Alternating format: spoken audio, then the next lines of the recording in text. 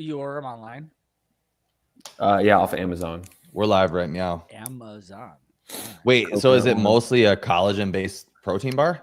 No, it says protein system is comprised of milk protein isolate, collagen, whey protein concentrate, and egg whites. Oh, okay, that's They good. didn't tell you like the dosage of each, but it's good. Nice. What flavors have you tried? Cinnamon roll. That's it. Yeah, I like it in the fridge. Take it out of the fridge. Gnaw on it. David. Let me see if I can turn Joe's volume up. On Yeah, like here. Peter Attia is one of the people in it. I like him too, so I've always listened to him. Yeah, can you pump me up? Yeah, you sound quiet. Bro, these are expensive. David bars? Yeah. I mean, it's pretty much a scoop of protein at this point. It's not like you're 10 to 12 or like 8 to 10. Is it like 28. you know what I mean? Do I have to be Talk. like right on top of this thing? Oh, that sounds Yeah, better. basically. Yeah, I turned you up a little bit. All right. Let me, Boys, what's going on? What's happening? I think we're actually getting a schedule together. It's kind of good. Yeah, it's pretty cool, huh? Yeah. So I guess we can start with this, and like for any of the viewers that may watch this after or during, do you think that we should be after? When is Savant's show done? Noon? Yeah, he goes on for a few Is it hours. 9 a.m.? Yeah, but it's not until like noon or like 11. Yeah, he goes long. Yeah. He goes long Yeah. and hard. Yeah, Well, very hard hard, to paint. He starts out soft but goes Definitely hard. All right, cool. So I mean, on Tuesdays for sure. Yeah. I think I can do well. No, not I think 8 a.m. for sure. But then, like, do you think that Thursdays would be better suited for like 11 or 11:30? I mean, 11:40. For Thursdays. Yeah, I mean, I can make this work for the most part if I don't have events to go to. But I think this works right now because I'm an hour Yeah, I'm ahead. good. I mean, I don't think next week. I think next week I have to coach the noon class, but besides that, I have noon covered on Thursdays. Cool. All right. What's going on in the CrossFit world right now? Educate me, boys. Let's see. We had the French Throwdown. We have Syndicate coming up. And the workouts were just released for Syndicate Crown. That's this weekend, right? 2 weeks. I think it's 2 weeks. Yeah, I think TFX is this weekend. Oh, okay. Am I Who's wrong? all competing? I mean, the one to look for TFX is Abby Dominant, right? Yeah. She's gonna crush that. Is she still competing? Is she not? I thought she was. I don't know if because she already punched her ticket. I didn't know if she was pulling back. Mm. She's I haven't seen already her schedule. going to the games. Yeah, she's she's been to the games. Yeah, she went at Mayhem, but like she's gonna be more than likely in the top 5 this year. I think she has a good Women's field's chance. really up for grabs. Yeah, she has a really good chance of being in the top 5. You know who doesn't have a good chance to be in the top 5? Who? Laura. One, because she can't go. 2, because she looked like shit at WFP. Yeah, Dude, what do you think that that's about? Truly, I think it's because they get paid to show up. They don't really get paid to win. I mean, did you watch the behind the scenes and they were interviewing all the athletes and then they asked, what's her face? Wow, I'm just a casual watcher, I guess. Describe her. Young female CrossFitter. Emma Lawson. Yeah, actually, you're Ooh, right. I'm good. Yeah. And they asked her what she thought about the event. She was like, oh, this is a good showcase for us, as an exhibition type. Yeah. And it's like, no, this is not an exhibition. You are here to compete and win. And but I think that goes back to the strategy of what is WFP's goal. Are they trying to find the fittest, like CrossFit says they are? Or are they just trying to find someone who wins the most points over and it has a pro card? yeah. Like, what is their take And home? it seemed pretty cut and dry of like from the weekend competing. Those that are in the CrossFit path were way more primed to compete. Like like Valner looked like shit. Laura looked like shit. Jeff was good, but we would look at those workouts with Jeff and be like, he probably takes this one. Chandler Noah like just existed. Well, it would make sense that they would all do better because they're all like kind of getting ready to ramp up. Right, and that's what I think our point is that the WFP is not putting enough of a carrot out there to like showcase the fittest on earth. Yeah. Yeah. Yeah. So yeah. Yeah. They're I think they're still warming up to what they're trying to do, but again, they're not really trying to show their hand too much, which kind of hurts. Like they're trying to just like, we're not trying to compete against anybody in a certain space right now. And did you hear Austin try to explain how they get paid? He didn't even know. Yeah. Who's Austin? Austin Hatfield? Austin Hatfield, who won. Yeah. So, like, from what it sounds like, and this is from 5 or 6 people trying to put a finger on it, and I think Dallin might have said it yesterday with more of like a definitive sense of it. So you get a set contract amount. So each one is individually negotiated. So I don't know if that's 10 grand. I have no idea if it's 100 grand. If say it's 25 grand, and you're I think Jeff Adler got 25 for second. You don't get that money. Like that just goes up to your contract. And then once you exceed your contract, you get paid. Which again, for me, from a financial standpoint, like that does not incentivize the athlete, right, to go for it. Then they do look at like, oh, I'm just here to, it's like Marshawn Lynch. I'm just here so I don't get fined. Wait, what? Hold on. I know. Say that I again? know math is hard for you. Strength No, and I just conditioning don't. So they don't get paid unless they exceed the limit. So they get like say 25 grand no matter what if that's your contract. But if you make 25 grand in your first one, you've hit that threshold, so you get that like guaranteed money. And then if you earn more beyond that in the other ones, then you can go above your contract guaranteed amount. Interesting. Which I don't like. Wait, why don't you think that incentivizes the athlete though? Because for most of them, like again, first place I think was 30 grand. So like there's not that much money. And so most of those guys, I feel like they're just like a lock. Like, okay, well, I'm going to walk out of my money. Like, this is good just to get reps and let's shake some hands, kiss some babies. And that's what it looked like for most of the athletes that were not on the CrossFit Games path that just did semis or already have competed. Like, they looked more dialed in. They looked more in tune. And so, I don't know. I just don't think it's going to breed long-term excitement. Like, this has been discussed on my podcast, but you look at the girls that qualified for the games at the French Throwdown, Claudia Gluck and Lucy Campbell. McGonigal. Yeah. Like they're crying, right? No one was crying because they won WFP. Yeah. Right. But go ahead. The CrossFit Games is still the thing. Yeah, but that's also just due to the novelty of WFP right now. So like I think that you would like the argument would be valid if WFP was like 4 or 5 years in. But right now it's like they probably just got an idea of what schedule was anyway, so they couldn't get dialed in for the competitive season regardless. And right now the CrossFit Games is still what is known as the world's fittest, and we don't know what title WFP is going for, or if they're just trying to be like some sort of like fitness circuit that people can get involved with, kind of like a High Rocks type thing, and then we'll figure out the title later. But so I think that, yeah, nobody's going to cry about winning the WFP yet because it's so new. So there's no reason to cry. There's no, like, it hasn't been hard competition quite yet. You know what I'm saying? Yeah. And like you said, they haven't been very open and honest about it, where it's hard for us to criticize because we don't really know what their stance is. Right. Adrian Moonweiler yesterday, I think it was on Coffee Pods and Wads, threw out the idea of like, again, if they're trying to directly compete with CrossFit, then you want to directly compete with CrossFit.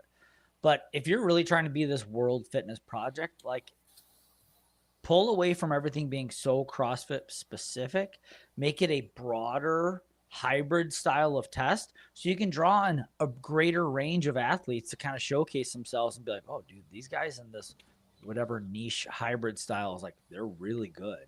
Yeah, we might not want her at max snatch or something like that, but you know, just a different draw or a different style of a competition that might bring in more eyeballs and then really bolster the affiliate model for them and really bolster this community style of competition because it's like, oh, this is really fun. We can test this broader range of things or have it be a select subset of monostructural weightlifting, gymnastics, but we don't know what they're trying to do. Yeah, I guess that's difficult because then it would come down to like what does that look like, or what does that entail exactly? You know, right. Trying to like create their own basically architecture of what their test looks like. And so it'd be like High Rocks 2.0, except there might be gymnastics in it. Right, which High Rocks is doing really well. Yeah. Again, like I think that this thing, everyone should try to get their own slice of the pie. I think it's silly to try to compete so like swerving into their lane, but that's their choice. They got the money, and I don't know how much direction and money that is given them. I don't know. Yeah, and it's not like Will Morad sat and had this revelation of like, I want to start this fitness journey and project because I believe in this type of movement that no one else is doing. It was more like this methodology isn't working for this group and this organization in CrossFit. We need to do it somewhere else. Yeah. Like Greg Glassman had an innovation where he's trying to create something based off of other hybrid events or whatever it is, lifting, gymnastics and such. But I feel like all World Fitness Project is doing is just taking that same element and moving it over, just calling it something else. They're not coming up with anything much newer to find this a niche. Grant or Keeping It Real has said this a bunch, and I don't know the details of it. But what does sound kind of, I guess I would say, off-putting is there was that Hawaiian Trail Run Foundation, the Kaluli or whatever foundation, and I guess that family was like a really, really big donor and contributor to that. And that's how Will got to know them, and that's how this relationship was built. And now it seems like that foundation and that stuff doesn't exist anymore. Like all the money that was going to this like thing that I think everyone can get behind, now it's just being funneled to paying the fittest to compete and showcase. That sucks. I watched Hiller's video on it. And yeah, I mean the money thing is interesting to me, that everybody has their eye on the money so much, right? Like because pocket watching WP. Huh? That's just because we're trying to understand, because we've seen a lot of things fail because they don't have the resources to sustain it. Or as bad as we want this thing to look like the Super Bowl, there's no way we've really seen it done. Wodapalooza is the best example of a successful model. And maybe that's what they're working towards. But yeah, dude, they've been at it for a long time. Mm-hmm. Yeah, sure. I just wonder why, I don't know, like what is there to understand it? What is the importance of understanding the cash flow model? Because in my opinion is that if somebody has 15 million, I've said this before to you guys, like if somebody has 15 million to throw at this thing, they likely have like 100 million to throw at it. And that's an exaggerated number for sure. But like somebody who's throwing 15 million at something is not just throwing 15 million at it because they don't have it. You know what I mean? I think it's taking good athletes' eye off the prize for something that won't be around 3 years from now. I think it's retiring great athletes early because now they have an easy path with this thing. And I don't think it'll be here 3 years later unless they have 10 years of 15 mil, which is 150 mil, which is that kind of money they should have tried to buy the games to begin with. Because then at least they would have got training and certifications and affiliate revenue from that. I think what's tough about that is like they seem to be trying to like pave their own complete way, because they probably, and this is just me trying to look at it from like what maybe their perspective is, definitely speculation, right? But like maybe they think after the years and years of this so-called like problems with CrossFit in quotes, like that I don't know that much about, but the Greg Glassman thing and then the thing that happened last year, maybe they think that it's just like tarnished in the public view. And so now they just like, they don't even see it being worth to buy. And so they want to create something else. Yeah. That's a totally logical train of thought that they could very well feel that way. Yeah, and I agree with what Hiller's saying. Like, it has to be questioned. It must be questioned. Like, everything needs to be utterly questioned, even from the beginning to the end, no matter how much relevancy they have. Like, that's why, I mean, reporting is so good and why we hear so much about anything in sports. So, well, let's dissect that a little bit, because I do have questions about that in terms of like lines of logic, right? Why is it worth questioning the WFP's thing? Like what, like, so who gets hurt by it, right? And who gets benefited by it? Because some things to me are just left. To me, some things should just be left to watch. Like, let's just see how this plays out, right? And so, like, specifically, the only thing that I like really question why people are questioning it is the financial model. That's the only thing. Everything else, I'm like, yeah, question. What is the goal of the WFP? Absolutely. Mhm. Like, are they trying to compete with CrossFit? Like, do they want to now take the crown of like finding the fittest person? The money thing is the thing that like blows my mind, that everybody think like it just seems like people think that they have the right to know, when it's Mhm. like, why would we assume that we have the right to know, and why should we speculate on it? Because again, history has Yeah. said that it takes tens and tens and tens and tens and tens and tens of millions of dollars Mhm. to let a niche sport of a niche sport exist in this space. Yeah. And we're seeing athletes basically hang it up to do this safe thing or cool thing, where I think it sucks for Laura more than anyone. Laura could win the games this year. She should win the games this year, but she will not win the games this year. She will not have the accolades. She will never be really looked at as one of the best ever. She's not going to make $300,000 because, again, it could have been from other things that her mind was already made up. But the WFP is like dangling out this really comfortable, easy path. And these people are going to kind of ride off from the sunset. And then 3 years later, these people that have like, oh, I'm a WFP athlete, I'm a tour, I won my pro card. And then 3 years later, be like, and we don't have anything else. And your pro card means nothing. And your Instagram with saying you're third ranking in the world in WFP, like that means nothing too. Yeah. So that's what I think. They're getting sucked into something that doesn't have legs to like give them more later. But do you think that it could be fair to say that if these athletes are incentivized with salaries, like they're not with CrossFit, that they're more incentivized to actually ride harder for the WFP long term? So actually put effort into things like, I don't know, social events, or like fly across the country, like touring with the WFP, or across the world, touring with the WFP, putting the word out there, instead of like CrossFit, where they're not subject to like actually having to do media, or even probably want to do media for CrossFit because the bad taste in people's mouths. Like, so I definitely see your side for sure. Like, I agree with you. That could be, but I think that also best case scenario could be like what I'm thinking is that they're guaranteed something, which means they are going to try harder longer term once they kind of figure out what the WFP is thinking in totality. And then they ride super hard for it because they're already guaranteed money. They get exposure, and then they actually, then it keeps going up the ladder instead of down. Yeah, I'm with you 100%. Week one, just the first event did not look like those athletes that are all in a WFP. They did not have it. And a lot of those athletes were like, they're a lock for podium. Jeff, Laura, even Pat. Like, Pat's never been really outside of the top 5. Yeah. In the last decade. How long did they get to know though about the WFP events? Like, how long have they known? Competing in the same season, but there's people like Laura is not. Was she even going to do the CrossFit season? I don't honestly. It didn't seem like it with how right. So that's the point like that I'm kind of trying to build off of. There is like some of these athletes probably weren't even going to do the CrossFit season anyways. So like if they showed up like shit, it's just due to lack of preparation, and not because it's competing seasons. It's just they just didn't care enough, or they didn't know in time enough when to be prepared. Tia would tell you otherwise. Tia's first workout would sometimes be like the open. So that means she's starting her like full season like end of January, early February. And that means she was able to ramp up and beat Tia for regionals and whatnot. From what we see now of the athletes taking time off and how they build whatever strength or monostructure, whatever they need to come out of that into that, like it seems like they can ramp back up pretty quick and get back to their normal form.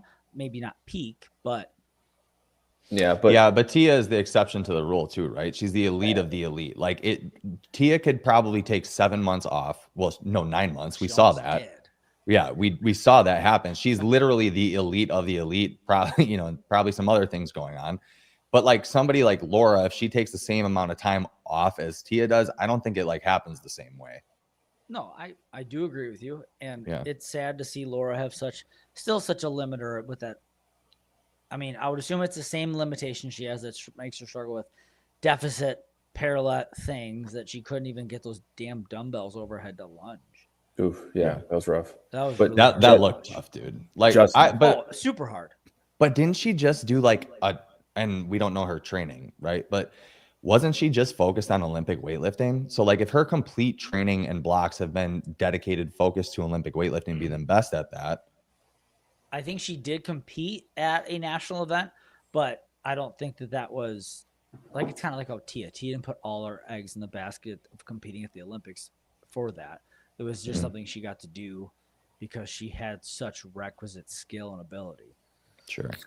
I don't know. Hiller said, if you're hired to work for Apple and you leave Google, you'd hope Apple would be around in 5 to 10 years.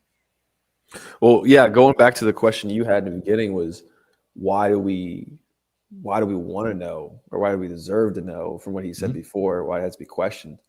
I mean, in my like Neanderthal brain, all I can think about is why do we have so many outlets of reporting for the NBA right now for playoffs and stuff? Because people want to know how the lottery system was going to come out the last couple of days and who the picks are going to be for the draft, all because of gambling and betting. Mm-hmm. I want to know how much a Dallas CrossFit win? athlete.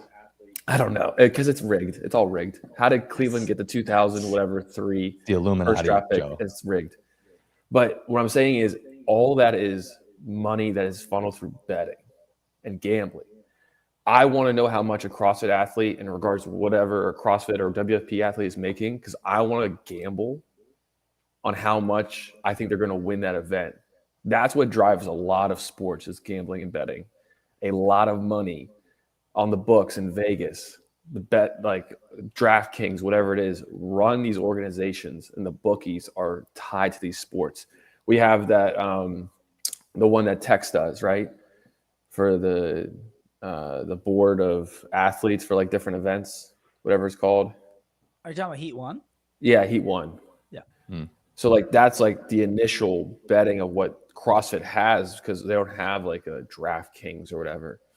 But if I were to know how much Hatfield's going to make off of this, I'm going to put my bet into like how much he's going to try for the next one, because I know now he already has his pro card for the year probably, so he's not going to have to push himself too hard, because I know he's also going to try to do the games. Like, I feel like that over time would feed into itself, and that's why we need to know now. Have Gonna they help put in the out future. like points? Like, I know that Yeah. the last ones were double the points, but Oh, like, hold on a second, I gotta take this call. okay.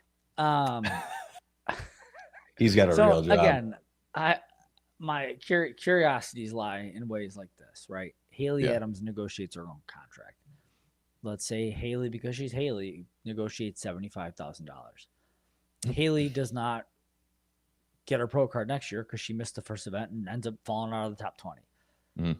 Does the person that takes Haley's spot get Haley 75? Do they, like, there's such a range in all these contracts. How do you then, the next year, you have 20 spots, 20 contracts. Do they average all those out and that's flat? Is there tiered? Like, there's just a lot of things that, like, I don't know what these athletes are chasing for, and a lot of them don't even know how they're getting paid. Like, they talk about CrossFit being not transparent and CrossFit not doing these things, and it's like, not telling you how you really make your money seems interesting, or what you can bank on next year seems interesting. Yeah. I mean, yeah, it's interesting for sure. But if they I'm not saying that the end game will be bad. I just think Right. it's crazy that we're like, okay, well, you're going to earn your pro card. And you can have, like, you know, you can not have to recompete, right? Their whole beef is that you have to, like, start blank with a fresh slate, you know, in the next year for the CrossFit, right? If you win the games, you don't get to just waltz into the games, right? You have to do the whole same thing all over again. The WFP, it's like, oh, we're going to give you a safety net that you can earn, that you don't have to, like, re-enter the competition field. But we don't have any clarity of what they're earning and locking in. Yeah. Also, how you get your money, IG followers equals more money. Yeah. I would guess Danielle Brandon makes more money from her likeness from competing at the games than probably almost everyone besides Tia, Frazier, and Rich. And Danielle, I think at best has taken a 5th. Like, Yeah, so that's kind of what I think that the model and structure is of the WFP, though, too, right? Is like finding out who's the most clouded up, and that's a decent athlete too, and offering them a bag based off of that. I think the CrossFit Games is what gives them clout. Do you think the CrossFit Games gives them clout? Yes.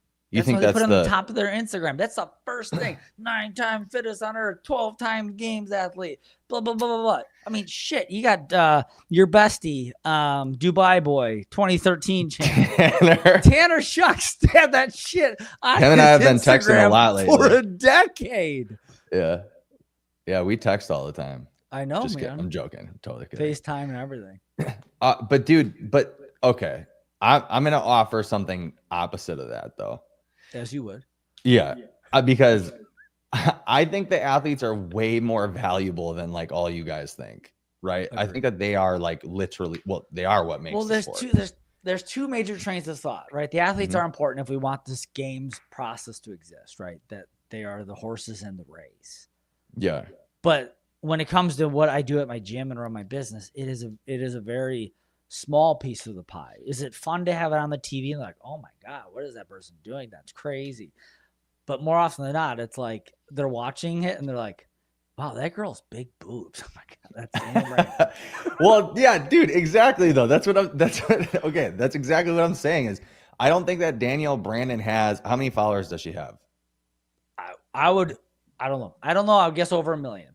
I would Let's guess check. if Let's Brooke's just do a close to quick- 2, Danielle's got to be on her way. Let's do a quick check because I don't even think I follow her. Danielle Brandon. Danielle Brandon has 812,000 followers. Bro, I'm telling you this, I would bet so much money that she does not have 812,000 followers because of the CrossFit Games. Oh, I would agree 1,000% that it is that case. Okay. You would say that she does have it because Yeah. of the games? If No there was shot. no CrossFit Games, no, Danielle wouldn't have. No, Okay, so I She think gained that 500,000 followers for being on the CrossFit Games floor flipping the bird. how much? I bet she got 500,000 followers alone from that weekend. No way. Hiller, No I way. mean, I don't know if Hiller can find it, but I'm sure. Yeah, you can Hiller see might have better graphs of Instagram. Dude, look that up. Find athletes or Dude, people, No, and you look should at be her able to see thumbnails on spikes her- in their follower base. Look at her thumbnails on her. Bro, there are Okay. girls like that all over. They don't I have know, all and the they million. get followers by simpy guys. They're not getting like that. Doesn't get a There's- CrossFit follower. There's gotta be a website that shows Instagram profiles and when There they have is. their spikes and followers, because There I is. would guarantee that Danielle Yeah. Brandon has a cataclysmic shift the first weekend of August every year. I So would agree I'm with gonna- Hiller. Unless she had OnlyFans, she would have more. I 1000% agree that she definitely got her start on Instagram and social media because of the CrossFit Games, 100%. And I actually was one of the haters that was like, really, this girl got famous because she flipped off cameras? Like, ooh, cool. You know what I mean? So Hiller says that she has 50K if not for CrossFit. Absolutely. I would, yeah, 100%. But Hiller's saying that she would only have 50K if it wasn't for CrossFit. No, I'm not disagreeing with that. I'm not disagreeing with that. That probably is the case. But what I'm saying is she doesn't have that extra 770,000 followers because of CrossFit. So she got the stepping stone for sure. But there's tons of people, and Hiller probably knows this too. There's tons of people that get a jump in followers and do nothing about it, and they never grow. Dude, look at Colton Mertens. Why do you think that he grew? It wasn't because of CrossFit Games. It's not because he's an insane CrossFit athlete. He's really good at doing the social media thing. So he got his start, and then he became very good at doing the social media game. You're the whole chicken before the egg. None of it happens without the games. The That's games fine, is the platform. But some of the people will never have anything else past what CrossFit will give them because they can't go any further without the CrossFit stuff. So like, for example, if I became a CrossFit athlete or CrossFit Games athlete tomorrow and I gain like 30,000 followers, it's up to me to gain up to 1 million followers or not. But just going to the CrossFit Games every year after I get that initial bump is not going to increase my follower count and my contracts and all this stuff just because. Like, I have to do stuff in order to increase it. Yeah. You get what I'm saying? Mm-hmm. I gotta. Are you looking at Social Blade? But their algorithms. Well, I'm looking at Instrack, and it won't show me far enough that back. I've seen it. I think I've seen Hiller go on Social Blade before and check people's stuff. Yeah, I don't know well, if he Social does Blade that because still sometimes does. he'll do his games ranking based off of Instagram followers. What is it called? Yeah. Social Blade. Social Blade. I know you don't want to give CrossFit its flowers, and that's fine. That's not giving that's not taking anything away from CrossFit. I just refuse to give CrossFit every single flower. Like, because dude, you have, like, at some point you have to give the person agency, right? So you could even say that you could do it in the inverse, right? That people are shitty people because they made it to the CrossFit Games. Like, you could do the inverse of the argument and give CrossFit the blame for a bunch of stuff, but I don't want to do that either. Yeah.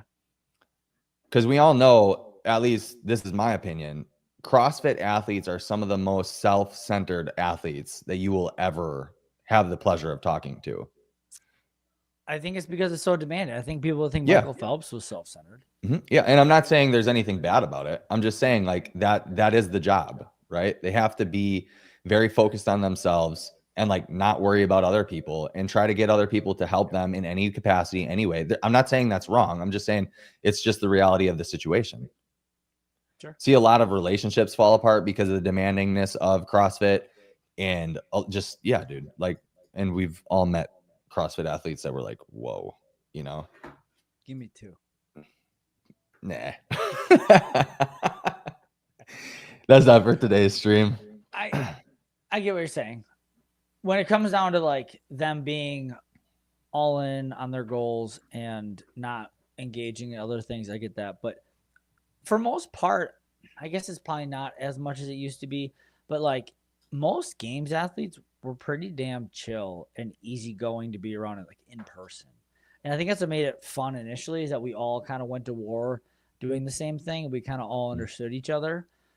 Versus now with the professionals, I think there's just more separation from that. Like, there's, I don't know if elitism is the thing I would call it, but, like, it kind of has shifted that way. Yeah, I do think it is kind of weird, the stardom that CrossFit athletes seem to have, you know, for, like, working out fast. And, like, you, like, well, not you, we all do the same workouts to begin with them. Yeah. And people are, like, starstruck from meeting some CrossFit Games athletes. Have you had that? I think it is crazy how much better they are than us. We're still human beings. Yeah, but at the same time, I do have this thought in my head too. Like, if you look at, I don't know, I feel like some of these athletes were just like, yeah, dude, if my parents had $500,000 a year too, and they were like, you don't have to go to college, or we'll support you all the way through college, but you can also do this workout thing for 8 hours a day, and we'll pay for your recovery and your groceries and all this stuff. It's like, yeah, are they really that better? Like, a lot of them are way better regardless. But Yeah, some there's of them, a lot of them that are working still full. Emily Rolfe still works relatively full time. Colton, this is the first year he's not full time. Right. But there's still a lot of athletes that are working full time, balancing real lives, you know, marriages, kids, and they're this much better than us. Like, yeah, and working out maybe even the same amount of volume or the same amount of time at least. I mean, you which look is at how wild. Ariel did it. Yeah. There's a few athletes that aren't coming to my head, but that have done it with significantly less training than you would expect. That's what I find to be so cool. Is like, I try pretty damn hard to be good at this, and they are so much better. Yeah. In every capacity. Yeah. You Watching pick our greatest Colton, wheelhouse, and they're twice as good, and then and that's their bad one. Yeah. And that's their bad thing. Yeah. Yeah. Yeah. Watching Colton, like, still be a farmer and shit and find the time to train, and listening to, like, he was training at 8 p.m. until like 10 after work, a whole day of labor. Like, that's the shit that geeks me out. And Ariel Lowen, like being pregnant and then being a full-time mom and then still like only training basically, 1.5 hours a day or something like that. That shit freaks me out. Like those are freaks of nature. Yeah. But then the other people, I'm kind of like, do you have a robber? I think because the air turned on, it like sucked the door open. I think, I don't know. No, there's no robbers to my knowledge. Where's Logan? He is on my mom's. Oh, I was really? doing. I dethatched my yard and then seeded it and watered it today, and I didn't want him at the house. Wanted to go outside and get all muddy and track it in the house. Is your mom still in Arizona? No, she's back. She got back last Saturday. Yeah. Okay. Nice. She's running pickleball for us this Saturday, 10:15. Really? She's gonna teach the members how to play and whoop up on them. She's dang. good. When she was at Jump Ship, Seth Page was out there and he likes playing, and my mom and him played doubles against everyone. Out in Hawaii? No, he owns the gym my mom's at in Arizona too. He owns 5. Oh shit. Yeah, Dang, they whooped dude. up on everyone. Huh. Yeah, she's a 4.5 star. I think the best you can be is 5. Yeah, She's that good at pickleball? it's so frustrating. Holy She's crap. old. She's dude. old. She whoops on you? Yes, Dude, That's like- crazy. like she'll usually be doubles because she's 67. Yeah. But we'll play singles, and like I'm like, okay, I'm just gonna hit a corner and tire this old lady out, and I can't. And then she just waits for me to make mistakes. And because she's the sweetest woman on the earth, she's like, "Oh, it's okay, honey. You try really hard. Like, good." Like, I'm like, if you don't start talking shit, I'm gonna hate you. She's Too like, bad, so so nice. sad, She's like, loser. you scored 3 points. I'm like, we played 11. She's so funny. good. And Wow. she's so nice. It's so frustrating. Logan, we were just talking about Joe is actually going to convert from a CrossFit affiliate to a WFP affiliate. Yeah, Will said I get he'll pay me $2,000. Yeah. Oh, good for Yeah. you. He said that the Gillette family's just got checks waiting to be cashed. So Oh, nice. yeah. I'm sure you'll be happy with that. And then they're gonna Wait. buy me followers. Is it Gillette, like Gillette razors? No, I want to say it's like they have some sort of power company ties. Oh, Like, dude, come on. They got electricity. freaking money. The Dude. You guys best are worried man about can get. 15 M's? They poop 15 M's, bro. I'm not worried about it. I just have questions about how much more. And if you have that much more, take out the thing that you didn't like anyways. Buy it and go let CrossFit die. I don't know. Find a Saudi prince that'll give you a $400 million jet. Yeah, I don't care how right? Dubai's built. Dude. Okay, we have to talk. No? You can talk Talk about whatever you it. want. Oh, Yeah, come You on. can talk about whatever you want. Oh Yeah. my gosh, This is dude. your podcast, homie. Trump in bed your with red tie on, Israel. let's talk. Dude, Trump in bed with Israel for years and he gets a $400 million jet from Saudi. Boy plays hardball. You're just jealous. No, I'm not jealous. I'm like, okay, he's finally coming over to the right side. What the heck happened? What is actually happening with that? And he gets to keep it. He gets to Flying keep it. mall. Flying the ball. It's So, like, dude, that thing it's is a so Death Star. big. Like, picture the biggest thing you would possibly imagine flying in the air, and it's like 10 times bigger. I I mean, didn't that's hear what about this. I want my president to be in. If anything, you know what I mean? I want him to be in a monster. Like, Oh, put him in the jet. biggest, thickest Escalade. You know, like, Dude, let's roll. We're America. so Ian Carroll just posted something today about how Trump is mad at Israel. And I didn't get time to look at it before we hopped on the podcast, but that definitely would have been some shit that I would have been like hot about right now and talking about. Dude, the world, we're in the upside down, bro. We're in the upside down right now. If you just look at all the shit that's happening, I'm like, I can't even believe this. Like, people still believe that there's Democrat and Republicans. This is insane. I won't say much, Logan. I don't want you to get in trouble. I'll say more. No, you can say whatever you want. Yeah. Yeah, let it rip, homie. No, we'll probably get banned on YouTube, even being a small YouTube channel, if I start talking about the Jews. Are you Republican? Are you libertarian? What are you? I genuinely do not believe it's a two-party system. But then I don't. what? What? You got? Are you part of the did Freedom not, Party? Did you with, not vote? I voted. Okay, so Yeah. you chose to be a part of the system. So I did not. So I was not. I did not choose to vote until the day of, because I'm like, I've only voted one other time in my life, and I've had, I think, 3 or 4 opportunities now to vote, but I've always thought it doesn't matter until Trump happened in 2016. That's when I was like, okay, this might matter a little bit.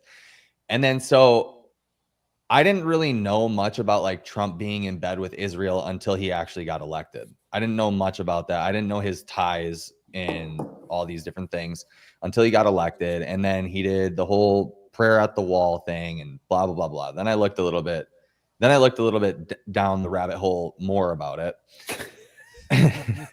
No, it's a two-party. Funny. Exactly. Yeah. Exactly. Well, then that means that Greg Glassman's actually secretly running both parties, and there's an Illuminati circle. Yeah. Well, dude, and so yeah, I voted Trump because of the lesser of two evils. And then I figured out that he actually has been in bed with Israel for a long time. And I was like, oh shit, dude, I don't know if this was actually the right choice. I genuinely thought about that. I didn't know Hillary if it was the better choice. Not that Hillary was the better choice. Well, I'm talking about this election. Okay. This election. Okay. But dude, You're gonna get deported. I might get deported. I only have half my citizenship here. Anyway, I digress, dude. I'm not going to talk about the Jews today. All good.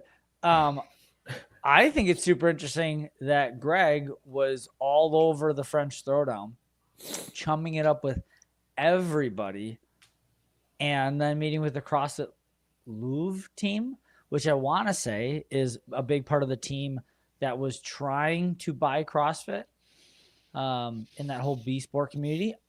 And I wonder if that fell through. And then they've kind of found their way to each other. I'm really curious where Metfix goes. So but there's a lot of assumptions in that hypothetical. Yeah. It looks like Souza just did a podcast on Savan today about breaking YouTube's buyout, or it's YouTube, CrossFit's buyout. Did today? Yeah, when I went to go look for our live, I saw that's what it said. Give me a second. Greg does control it. Yeah. Greg does control everything. Yeah. I think it makes sense for him to spend time in Europe. I mean, Europe is like CrossFit. Like, rewind us 7 to 10 years. Like, Europe is growing a ton. It has grown a ton. Korea and those like Asian countries are really starting to thrive. I mean, Greg's smart. Greg is playing chess while we all play tiddlywinks. I would really like to see CrossFit or Greg or somebody do a faction that actually seems like it's concerned about real health and not just like the fitness side of health. That's what are you talking about? That's what Netflix is. I know, but I haven't. I wanted to like grow. No, I don't think you do know. I don't think you know at all. That's what CrossFit Health was. Damn, I know that. I know, dude. I went to the summit. But the CrossFit Health Metfix Summit is the extension of that. That's really going all in on that. No, I know that. I want to actually like see it happen, see it grow, see it big. Yeah, I don't know where, I don't know how or what or when. Your Tesla will take you right there. Kind of like we don't know the schedule of what's it called, WFP. No, there's a whole list like of going dates. on their website. HQ Rogue is sold out, and then you just go to the next one. How many are there? Oh, message Paulina. Yeah, I should actually. I should text her. Yeah. Don't act like you don't know how to make this happen. No, now I do know how to make it happen. I didn't think about that. Yeah, I should go. I want to go and see what's up, dude. I want to see what it's all about. Like, what are they actually teaching? What are they doing? Yes, you should. Where are they based out of? You were so hyped after the CrossFit medical, whatever you want to call it, society thing you went to. That's Metfix, but Metfix is actually going for it. Yeah. Okay. I gotta check that out. What I was excited about with the CrossFit for Health Summit was that they did not just talk about CrossFit. They almost didn't talk about CrossFit at all. They talked about like real world health solutions. Like they had Rhonda Patrick talking about like actual dosing of sauna time, dose exposure, stuff like that. She talked about sulforaphane and all the things that Rhonda Patrick talks about. And then you have you know, the other doctors talking about shit that had nothing to do with like CrossFit is the end all be all. It's the best ever, blah, blah, blah. Like you like had real world application and problem solving. That's what I hope that MetFix is doing too. So again, MetFix, from what I understand, is Greg is very much like really the CrossFit thing doesn't really matter. Yeah. But the more he got into it with the people that he started with, Emily Kaplan and Bob or Bill, like there's another guy. Bob the He's Builder. gotten all hyped about functional movements that are constantly Lazar. performed at high intensity cross broad times and multiple domains. So like he came into it with, I just want to do this health thing. I just want to educate the doctors and the sciences to understand that general consensus does not belong in the scientific method. And then they're like, cool. And then they obviously know who Greg is. And they're like, dude, you did this in the space. Oh my God, this is really cool. We should do this. And they're like, all right, I guess we can put a workout out today and we can. So, but to my knowledge, Greg is pushing for the thing that you just said. Okay. That's why Yeah, it's even called look at their the plug in the Instagram. competition space. Like, Like on the their- old person room. Yeah, like on their Instagram, they'll have like the workout, and I saw a post they had like the workout and then foods to eat in correlation to the workout. You know, like kind of like your meal times and prep and how much. And I was like, oh, this would be kind of cool. And that was .com to a T before. Yeah, yeah. I got to listen to the one that Greg was on the other day because they talked about that apparently, like who wrote .coms and why it's changed. Yeah, now. I didn't get this down. I want to say it was Laird.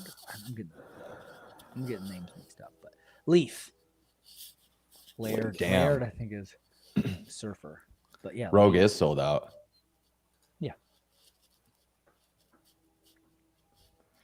Yeah. I would like to see more of this stuff come from like actual CrossFit too, though. They're a small team, as Yeah. we've been told. Mhm. I don't think they have the ability to do it all anymore. Like it seems like they can it's like whack-a-mole, right? If they stop doing media, they'll go to that. Like they're finally doing media good again, well again. Yeah, Like the Road to the is back, Games baby. and the doc with Colton and all the qualifiers, like that felt like old CrossFit doc stuff, and that shit has millions of views. Yeah, Millions. yeah. And it's not just views that people will just all saw at once. This is like over the years, people just keep going back to watch it. Dude, I probably have watched every one of those Road to the Games probably 5 to 10 times, depending on the athlete. I've probably Yeah. watched behind the scenes 5 to 10 times every time. year, each one. Like Yeah, it was so good. It was Yeah, compelling. that's why I and watched the fun. Mayhem behind the scenes because CrossFit wasn't doing it anymore. So I kept watching Mayhems, and I had so many views on that. Justin, did you by chance watch the thing about Colton on there? Behind the scenes? Yeah. No. So he was a big part of the trailer, but This is for the games or for WFP? I mean, it kind of is because Colton just keeps going in, taking those dorks' money, as he says. Yeah, Yeah. Dude, I am not kidding. I have not consumed zero besides Hiller's video the other day. Zero CrossFit content. We know. That's why you ask for things. We're like, oh yeah, good. They did that. Yeah. I really wish they would just go all in on the medicine and health. Yep, they do. That's Yeah, I'm looking at their page right now, dude, and it's $1,500 to go to a seminar. Mm-hmm. nice. Where's you it bought at? a new house. You got money. Yeah. Yeah, You you have got money. plenty of money. You have money. August 9th is the closest one. Chicago. Well, you're not going to the games this year, so you should go. Spend money on that instead. Yeah. Let's see. I'm gonna ask Paulina about it. Give me a synopsis of what MetFix is. Like, you're an idiot. Yeah, dude, I don't know. Well, I would be curious to see what they're like talking about. Like, what is that? What is the actual like content that they're giving out? Go consume some of the content that's out there. Have you? Yes. What is it? Yeah. The whole biggest thing is the p-values and that the scientific method does not involve general consensus and just finding ways that these I don't know, it's like clinical trials, but studies that are done that really haven't proven efficacy and the ability to retest and find that they're actually viable. I So felt then like Tommy what's- Marquez there? I felt like there was a lot of word salad, but There's a lot of words. that was my best. So is that the whole point though, is to like to educate people on how to read scientific literature? I can't say yes or no, but to my knowledge, so even like when you wanted to go to a Broken Science event before, like the application to go contained part of it of like, what is your background in the medical field? Because they wanted to make sure that people in the medical field were getting educated to better understand that, like, a lot of, again, it's sick care, not health care. Yeah, I mean, Heather filled out the application. Mm-hmm.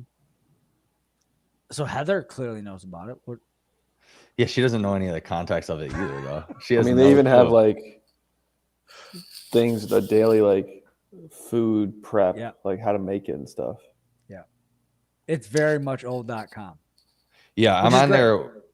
I'm on their articles page right now, and it's like, do red and processed meats cause cancer? Fasting, feeding, and exercise, part 2. Hypertension, obesity, exercise, drugs, and dollars. Fasting, feeding, and exercise, part 1. Is there a propaganda campaign against low carb? So much money, or so much industry money, so little science. Mm-hmm. A propaganda campaign against low carb? Now you have homework, Justin. This is fun. Keto diet is not healthy and may harm the heart. Harvard Health Publishing. Okay. Yeah. You should get Tanner, and you guys should read these articles and talk together. You know, I don't know if Tanner totally knows how to read literature. Not saying that I am super well versed in dissecting all the literature either, but you know, the thing about all this stuff is like, that's super crazy is that like again, like I'm on the same page, I think, with like Greg in terms of like p-values don't really mean shit in real world application all the time. And like general consensus doesn't really matter either in most cases, right? Because people have genetic variation. So like when you make statements like, does red meat cause cancer? It's like, maybe. Does it? Like, are you genetically predisposed to having issues? And or red not? meat is such a vague term. Like, how does it become Walmart your red meat? Right? There's a lot of Yeah. factors. Yeah. Yeah. Are we talking about Walmart red meat, or are we How talking it's about raised, the how farm it's red fed, meat down the how road? it's pharmaceutically Yeah. preserved. And like a lot of the research on like cancer and red meat, or not a lot of it, but yeah, like, and actually Hiller talked about this too in his video. I think it was Hiller.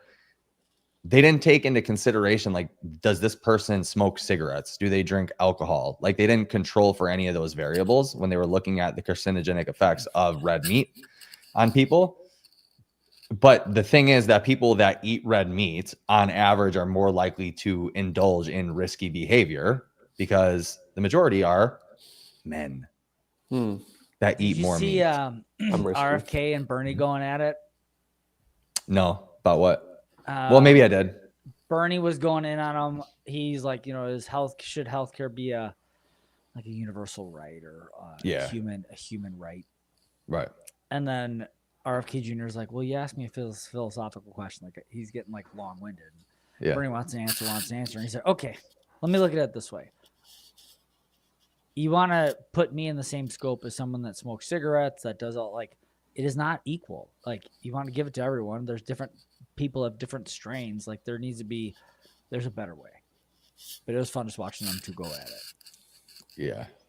Just go to war. Bernie's ideas sound really good. And then it's like, how does it actually get? Because like part it's a of lot me like WFP. Except WFP has 170 billion. Bernie's got 200. There's money everywhere. Pharmaceutical money flooding in there. For sure. There's money everywhere. So it's like, give a little bit of your money. That was good. What? Yeah. It's like, bro, we can say that all day. But we know. Again, everyone wants to talk about universal healthcare. Like, healthcare in other countries that's universal is terrible.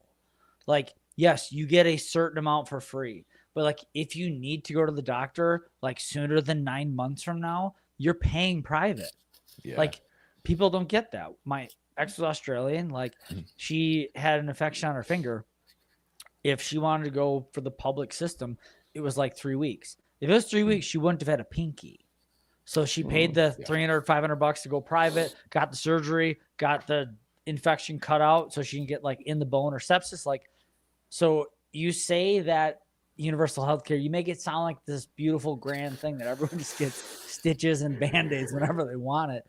It's not what it is. Dude, or they don't get treated immediately upon arriving to a hospital for an emergency. That's what I'm saying. Right. Yeah, there was a dude that did it on a live stream. FuzzyTube. Have you guys heard of him? No. Fuzzy. He was whatever. He was like a Fauzi? super. Fuzzy? What? The like the crazy dude. Yeah, the bipolar dude. Oh yeah, I hate watching him, but I know. Yeah.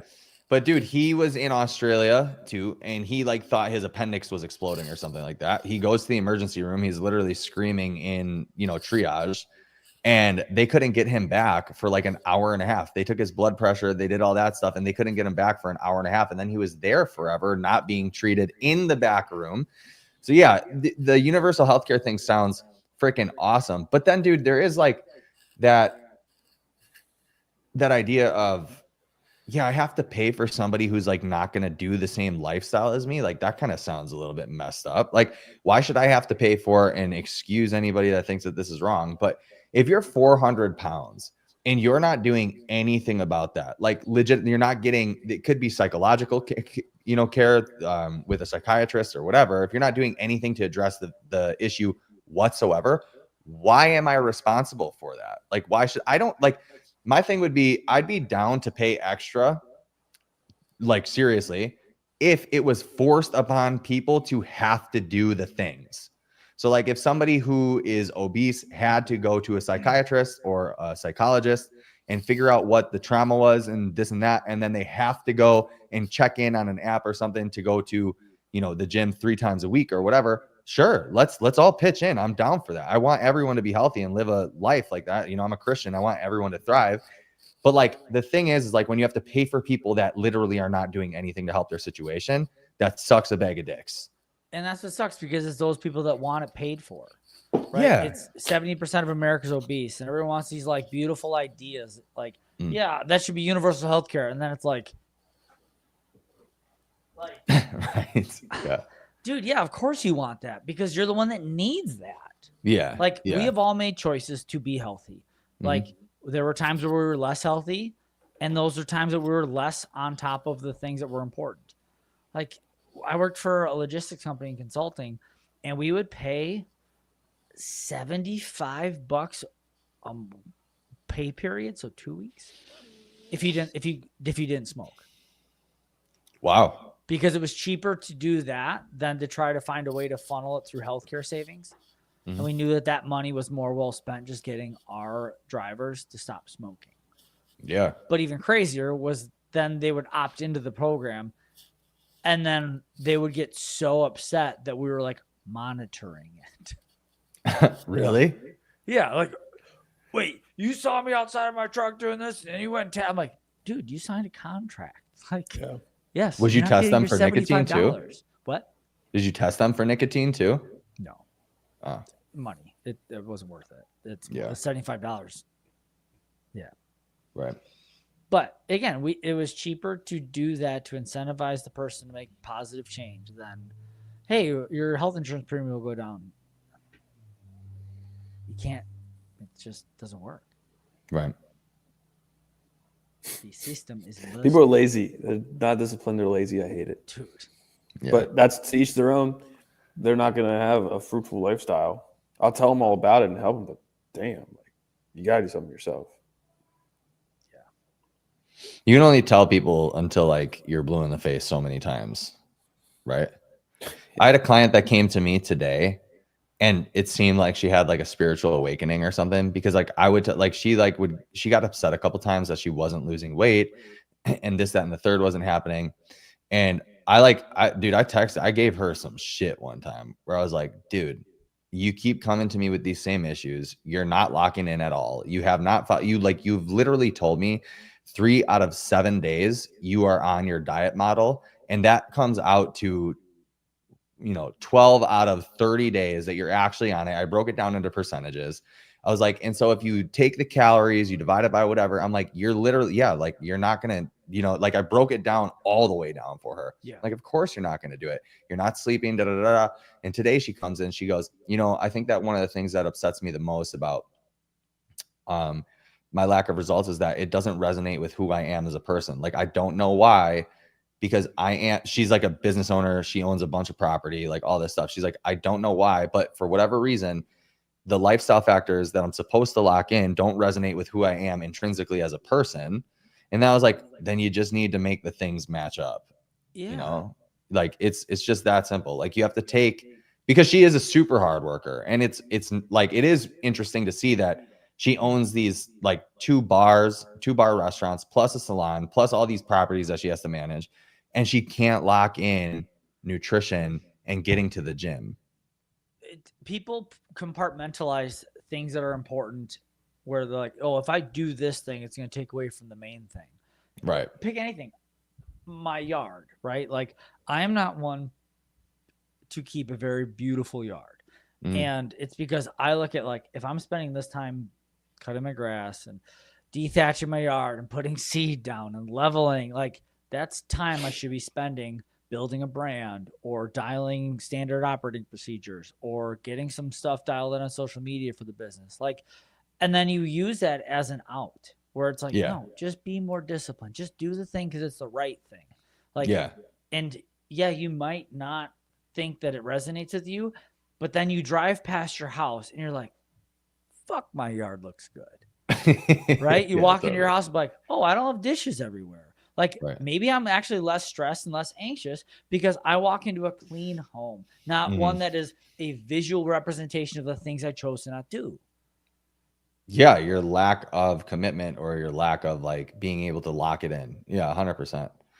Yeah, dude, that's what's like crazy about life too, and people for some reason don't understand that, is that the way that you represent yourself, or like in terms of your house, the way that you show up every single day to work, or your car, like the mess that is your car or not your car, all these different things literally represents like your values as a person. Like, what do you value, and are you a committed, accountable person or not? You know, people just can't seem to grasp that. And like, if you're overweight, there's this one dude online, I think his name is James Capola or Jason Capola. I think it's James Capola. But he's like this virtue signaling trainer guy who like always like, he'll like stitch a thing and be like, there's a fat person talking. And he's like, I hear you. I'm so sorry. Blah, blah, blah, blah, blah. Right. His message is generally pretty good. However, what he does that like kind of bothers me is that he does get fat shamed in his comments, but it's because he's like kind of overweight. Like he's like kind of chubby, you know, and he's a fitness professional. And what blows my mind about someone like that is like, he stands a certain way in videos to make himself like look bigger. Right. And you can tell that he's posturing himself that way in videos and pictures. And then he'll post this picture, point at it and be like, people fat shame me like this. Da, da, da. I'm like, yeah, dude, you're definitely not fat. Like, you're more in shape. But like, why can't you admit? Because he's like, food shouldn't have such control over you that you have to completely knock food out of your diet. And like, you should be able to eat things in moderation, da, da, da, or you're a bitch. I'm like, really? Are you sure? Some people have like issues with having moderation. That's the first thing that they need to knock out is moderation, because they don't freaking understand it. That's why they're fat, dude. You know? And then so like this dude will be like, he'll show a picture of himself. I'm like, dude, you clearly overindulge. Right? Like, if you didn't, you wouldn't have this excess body fat. You would be leaner and have like some abs popping out. I'm not saying that trainers and fitness professionals need to have shredded six packs or even have a six pack at all, but they definitely shouldn't look like they overindulge daily. Yeah. I would butt heads with a ex-coach of mine that was very fit and what has gotten away from his fitness. And I would push for excellence.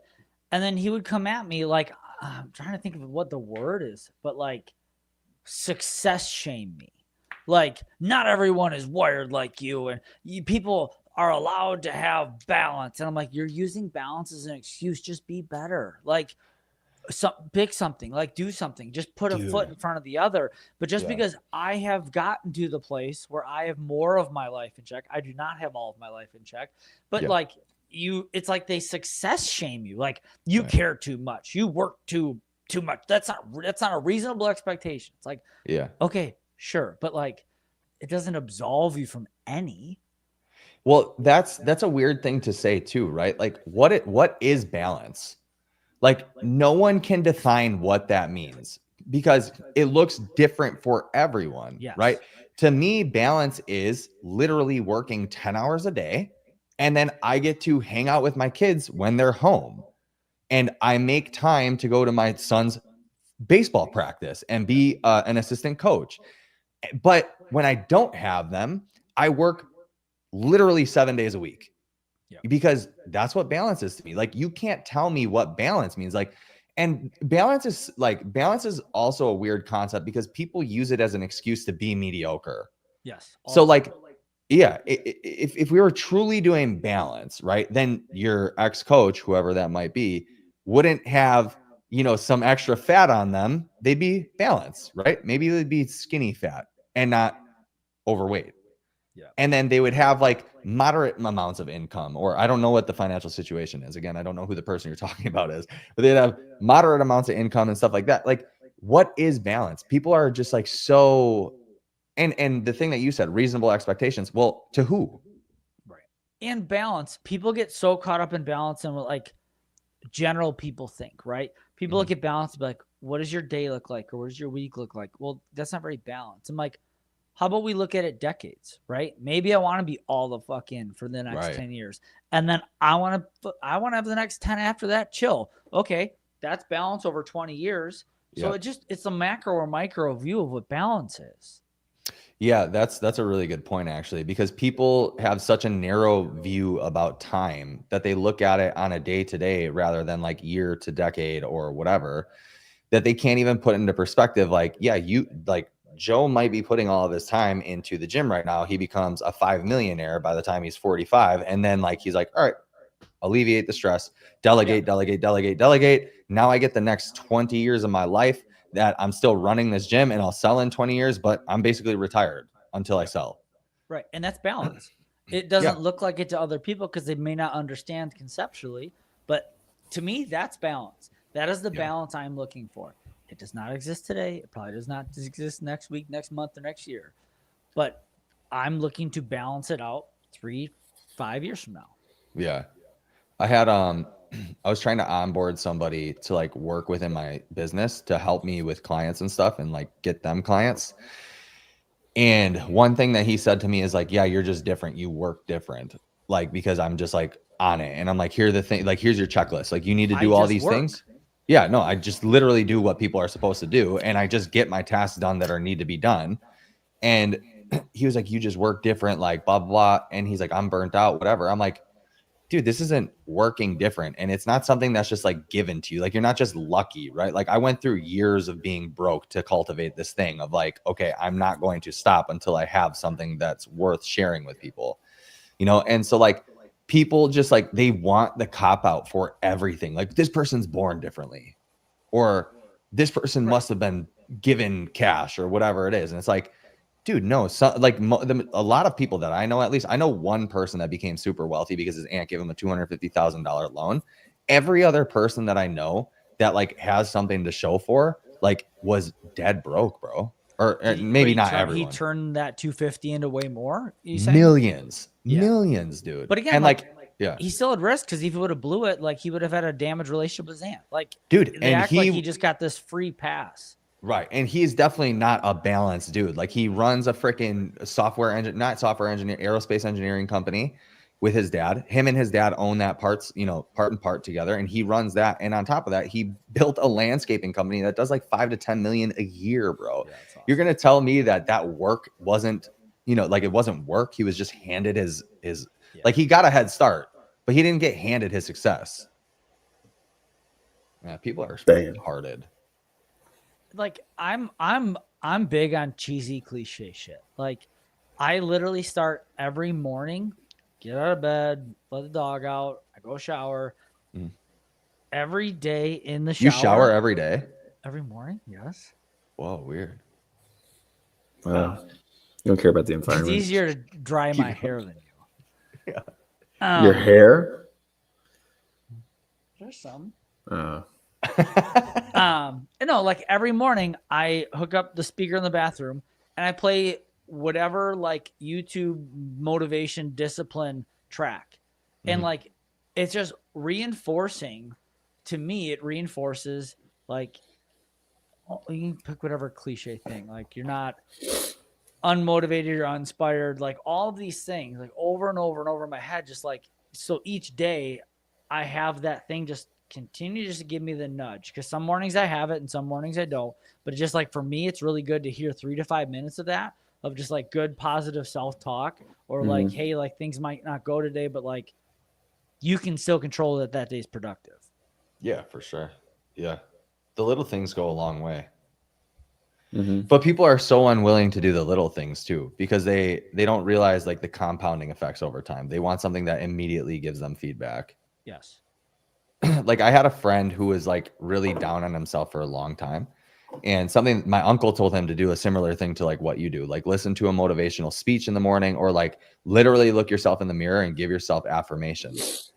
And he wouldn't do it for the longest time. And then eventually he actually took my uncle's advice and he did it for like, I think 10 days straight. And he's like, dude, my life is so much different. Yeah, because people think it's feel stupid. different. Yeah. They just think it's stupid. Yeah, now they're just like, what is this going to do? I have no idea. Yeah. Like, it's the simplest thing sometimes too. Like even just rehearsing something. Like, we just had like this big meeting where we had to have my guys rehearse something. They're like, oh, I got it. I was like, all right, we're going to rehearse in front of me first. And like, okay. And then they start going, they start stuttering. I don't know what to say. And I'm like, oh yeah, you guys are really ready. Like, what are we doing? Right. Yeah. Yeah. What's that saying? Prepared, about being prepared. Proper preparation. That was Clarissa Shields. Proper preparation prevents poor performance. Clarissa explains it all. Failing to prepare is preparing to fail. Yeah. That too. Yeah. Well, cool, guys. I think that's a good place to stop it. To end. Yeah. Sorry, Kenneth. Oh man, Sunday though. Hold on, real quick. I have a funny story to tell, and I think we get a chuckle. But anyway, so we had a workout on Tuesday. It was like rowing, handstand push-ups, and bar muscle ups. It was like a big chunk of rowing, like a 22-minute AMRAP, like 30 cal row, 8 handstand push-ups, 8 bar muscle ups, 8 handstand push-ups. And damn. So I'm going through the 5:30 class and going over like, what pacing strategy look like and what to do. And, so you get ready and you got people that necessarily don't understand pacing. They're like, well, I got to hurry up because I'm going to be really bad at, the bar muscle ups or the handstand push-ups. So I got to make time on the rower. And I'm like, don't be a CrossFit cuck. And he's like, what? And he's like, well, dude, you're the dude that wants to do the thing, but you put yourself in a position where you just sit and watch. Yeah, that's funny. That and is he's funny. like that, just because I knew that was kind of the guy that like he would laugh. He's like, oh my God. He's like, that makes perfect sense. I'm like, yeah, slow the fuck down. Yeah, that's funny, dude. Yeah. Well, hey, I wanted to let you guys know this too. We're up to 514 subs. Yo. All right, where's the bar? We need the bar. I don't have it on this thing anymore. 1K at the end of the year, right? Is there a way when we hop off that we can like stay here but not be live? Is there just an off switch for that versus leave? Yeah, we just end stream and you just stay on. All right, I got a little something to share with you guys. That might be good. Okay, cool. Off. All right, Kenneth. Live. See you later. Thanks for being here. Thanks everyone for watching. Hope you got a little nugget out of that end point. I think that last part of the podcast is the best part. Hiller, thanks for popping in and being there for us. Love you so much. Kisses. And talk to you guys later. Weirdo. Like and subscribe.